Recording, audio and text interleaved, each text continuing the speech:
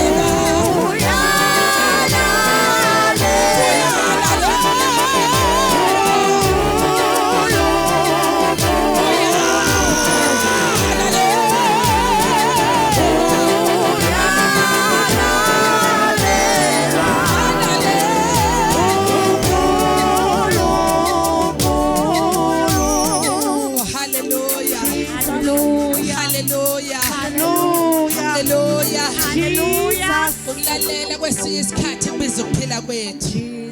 Alibonge igama lenkosi. Ekulula ma ukulalela uma izinto zihamba kahle. Ingekho into enzima enyameni yakho. Ingekho into ebuhlungu engqondweni yakho. Ingekho singekho isimo esiphikisana nezwi likaNkulunkulu empilweni yakho. Kulula ukuthi nje ukulalela kwesinye isikhathi kubiza ukuphila kwethu. Kodwa makufika izinto that are going to test your faith and things that are going to shake you, bese kufanele uma isibindi uthi ukulalela kubiza ukuphila kwethu. Uyalalelwa uSomandla. Bonakala ngathi nje mhlawumbe ingqondo ayithathi kahle, kodwa ukulalela uNkulunkulu kunomvuzo. Sithi sidangele iBhayibheli ingakho lesifundisa ukuthi akathi okhathele unamandla, akathi ogulayo ngiyaphila, akathi osweleyo ngicebile, ngoba we say things as though they are until they become. Hallelujah. That is what faith is. It is the substance of things hoped for, things ezingabonwa ngamehlo abantu size sizibone. Ngakho ngisho sigula sithi uyinkosi ehlukile. ngakho ngisho sithwele kanzima sithi uyinkosi sehlukile ngakho ngisho izinto zesinetha izinto engahlangani sithi uyinkosi sehlukile makuvela izinto eziphikisana nobuNkulunkulu bakhe sithi unguNkulunkulu ezimeni zonke akenziwa izinto azenzayo ukuthi unguNkulunkulu wenziwa ukuthi uhlele esihlalweni sobukhosi haleluya now ukwenza izinto lezo zinto by the way ngoba enzile noma engenzanga kushintsha ubuNkulunkulu bakhe haleluya akushintshi uma uboneka amakhelane kusindwa kodwa ekhaya lakho kungasindwa uyaqhubeka ukuthi Thixo wamazulu ngoba ubona amandla okukhulula kaNkulunkulu kamakhelwane noma ungababonanga kuwo ngithi uNkulunkulu bazalwana simkhonzela izinto akwazi ukuzenza simkhonzela ubuNkulunkulu bakhe haleluya simkhonzela nje ukuthi yena unguNkulunkulu Jesus siphile sikufunayo noma engasiphanga sikwamkelisiwe noma singakwamkeliswanga kodwa uNkulunkulu bakhe abishintshwa izinto alibonga igama lenkosi haleluya sihlabelele ke lo mhlabelele sathukulalela kwesinye isikhathi kodwa ke kufika izikhathi ezinzima la kungaphumi ngisho ihubo la kungaphumi ngisho umthandazo la ungakwazi ukusho lutho kuNkulunkulu kodwa kokuphoqa ukuthi ulalele wenze intando kaNkulunkulu futhi bazalwane ngiyaye ngithi mina mangikhuluma nje uma khona izinto ongaziyeka kuphela kwento ongafanele uvume ukuyeka le uma wasifundisa ukuthi noma kungafika abantu njengoba kuhlezi kuthiwa into iyafika nabelungu uma kungafika umuntu athi hayi bafowethu usasidlala yekani sesofela kuyona ngoba seze sabona amandla haleluya asakhonzi ngoba sizwe ngoDavide asakholela ukuthi sizwe ngolwadlo olubomvu lavulwa kodwa esikhathini sethu la siphila amandla okuphilisa amandla okukhulula kithi siwabonile asisezwe ngendaba nangezinto uNkulunkulu azenzile kodwa sasikhuluma ngobufakazi abenzela manje ke sesofela kuyo noma ngabe kubonakala ngathi ayinamandla noma idelelekile kodwa ngoba amandla ayo sesesa wabona sesiyofela kona lokho kuyo aseyokusuka noma ngabe kwenzakalani noma ngabe abantwana beshiya noma ngabe izinto engahlangani sesohlalela ukuthi unguNkulunkulu ophezulu kwamakhosi onke ngibonga igama lenkosi alibonga igama lenkosi haleluya siyambonga uNkulunkulu bazalwane yazi ngiyafisa sizobiza abakhetha bese sicela ubaba sivalele siphakame sime ngeenyawo zethu bazalwane sizophakama bazalwane sime ngeenyawo zethu ngifisa senze umkhuleko webandla alibonga igama lenkosi uAkhani bazalwane ezwini lenkosi ambe kade impi kaIsrael ithunyiwe ukuthi ayohlasela isizwe uNkulunkulu esebanikile ukunqoba esandleni sabo kodwa uAkhani mayefika kulelozwe instruction was that you are going to destroy everything ningathathi lutho kulelizwe ngoba sengiliqalekisile right now uAkhani uthema efika kulelizwe engabonwa umuntu wathatha izinto ezingcebo zezwe eliqalekisiwe wabuya nazo kuJuda wazohlala nazo esizweni sikaNkulunkulu now ingozi ngakusasa uma kufanele bavuke baye empini uAkhani mabefika labantu kuze kuthiwa uma liyohlolwa izwe ithi instruction ngomprofeti ningakhipha amadoda amaningi because I have given you victory already nizokhathaza amadoda mahala ngoba senibanqobile laba bantu uma befika isizwe sikaNkulunkulu sanqotshwa sonke ngenxa kaAkhani othathe engabonwa wathatha intweni eziqalekisiwe wabuya nazo endlini kaNkulunkulu wathatha izinto uNkulunkulu ayiyalezile ngaso wazoyifaka endlini kaNkulunkulu wathatha the instruction was clear ukuthi niyangena lapha niyalwa niyaphuma niyahamba wathi uAkhani ngoba bangiboni awuthi ngithathe ngigodle now umimpi kaNkulunkulu isihluliwe kuthiwa no kunephunga elingcolile kunezinto zalesa sizwe ezilakini nangaphakathi until sivele ukunqoba ngeke kuthole. Now ukunqoba kaIsrael was delayed because of uAkhan. Ukunqoba kaIsrael was delayed. Ngenxa kaAkhan kwalala amadoda phansi ngenxa kaAkhan. Kwafa abantu baza bathu bamangala kwaze kwenziwa sengathi uNkulunkulu ngumqambi mama. Ngoba uAkhan uthatha izinto wasifaka esizweni kaNkulunkulu.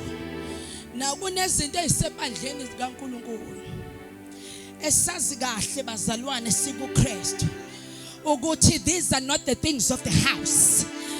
Akusona izinto zasembusweni kaNkulunkulu. Sesize sakwenza kwayinoma ukuthi sihleli nazo. Lezi zinto eziqalekisiweyo endlini kaNkulunkulu senza ngathi siyaphileka nazo, asisakhulumi nangazo ngoba kuright nje basihleli nazo, kodwa izinto esazi ukuthi they are not of the kingdom of God. They are not of the kingdom of God. And now we find that the state of the church is like this because kunabantu abalanda izinto bayifaka la. Noma sikhuluma kubantu abayithathi kahle lento esikhulumayo ngoba bayazi ukuthi silanda into zabo sayifaka la. Manje nomehluko phakathi kwebandla nabantu bakaNkulunkulu awukho. Now utheke umprofeti until abantu bonke they should consecrate themselves. And until that is done, then ukusindisa kaNkulunkulu bazokubona. But bonke abantu kuyofanele ukuthi basihlambulule bese beyangcweliswa ukuze uma impi yolwa ngokulandelayo inqobe. Now I want us to pray for the state of the church. We are going to pray for the church of God, not just here but everywhere, not just in South Africa but in the whole world. We are going to pray bazalwane ukuthi the impact of salvation ingaphelelwa amandla ngoba lento inamandla bazalwane, inamandla avalelwe emathanjeni. Yeka nje ukuthi wena usezwa lutho kodwa yona nje inamandla. We are going to pray and declare the word of God upon the church of God because kunezinto okufanele ngiclerishwe ngephume ebandleni kaNkulunkulu kesingaphindi sengathi kufanele sibenazi ngekho. Ngesiphinde uthembazana nomfundisi andile kaMajola kwakufanele bajulise bame phambili behlotshiswe ngobungcwele. The order nje iyodwa ibandla umaqoqwe ukudla kabe ngcwele, bandla libe ngcwele. Siphila nje manje senza umathanda. Kade ngikhuluma kwenye indawo ngithi lembewe khona manje yabazana imbewe embi ngoba ezweni sikhona 100%. Abafuna zonke information yasezweni bayasithola kithi. Bayithola kithi information yakhona. Nezasendlini yenkosi sikhona futhi 100%. Shodi nje ndawo. Akukho la thu lekha khona. Mabe kufuna ngapha bayathola. Mawufuneka ngapha uyatholakala. That akuyona into uJesu ayifela leyo. Akuyona into ayafelwa uJesu leyo bazalwane. Now I need us to all pray bazalwane egameni lika Jesu. We are going to pray even for the servants of God ukuthi ibandla and the message of God ibuyiselwe kumnikazi webandla. And the happen in the church so that they become about umnikazi webandla, not about ibandla lithize noma umfundisi ethize. Ibandla libuyiselwe kumnikazi walo bazalwane. Alibonge igama lika Jesu. I need us to pray bazalwane ngoba thina sizokuphila isikhathi eside uma sizohamba ibandla linje. Nginovalo ngeingane zami ukuthi ziyokhonza kunjani. Mhla sezingabantu abadala ibandla liyobe likhona yini. If we are going to let ibandla life ngesikhathi sethu. Amen. Asho as ingane sizoyishiyela afa le bandla lika Kristu elikhuluma insindiso ngesibindi nangamandla. Alibonge igama lenkosi. Now I need us to pray bazalwane not just for us but we are praying also for the generations to come ukuthi uNkulunkulu ibandla eliyovuswa kusasintsali eyoba khona kube yabantu abamesabayo uNkulunkulu. Alibonge igama lenkosi. Ngiyafisa sikhuleke sonke bazalwane la endlini egameni lika Jesu. uNkulunkulu wemikhosi, uNkulunkulu wabantu bonke. uNkulunkulu wamabandla onke, uNkulunkulu wezilimi zonke.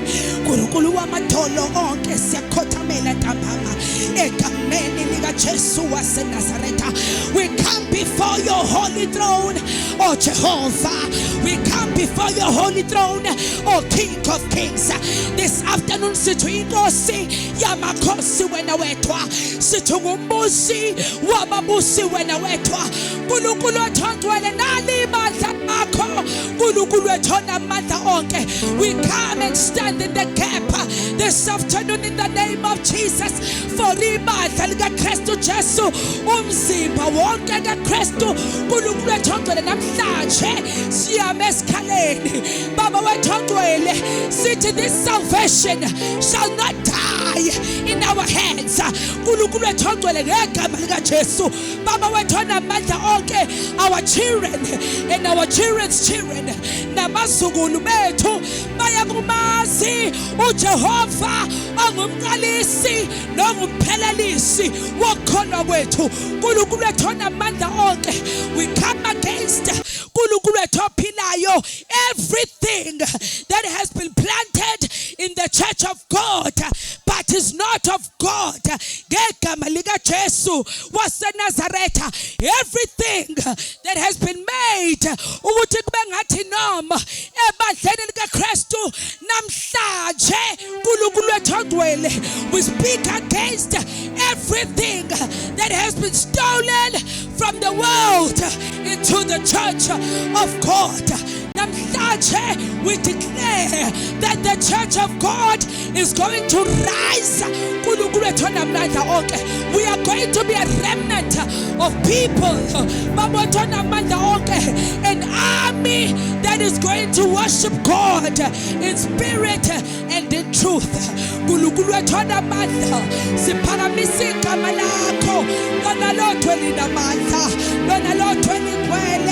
Lona lotho elinikesiwe amagunya uNkulunkulu wethu ogcwele egameni lika Jesu waseNazaretha, ngegama lika Jesu waseNazaretha, ngegama lika Jesu waseNazaretha, ngegama lika Jesu waseNazaretha, ngegama lika Jesu waseNazaretha, ngegama lika waseNazaretha, lika Jesu waseNazaretha.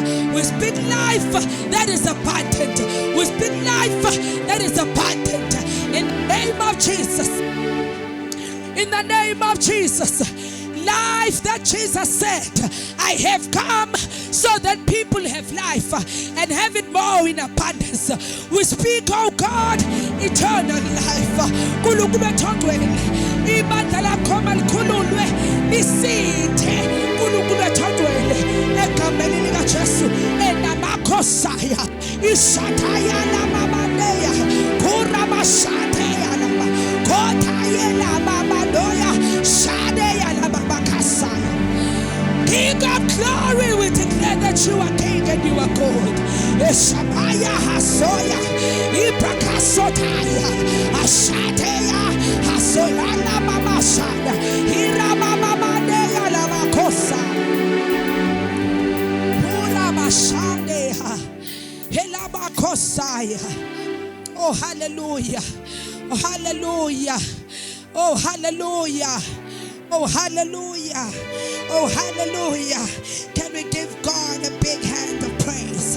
A big hand of praise, a big hand of praise. Hallelujah, oh hallelujah, hallelujah, hallelujah. He's the King of glory.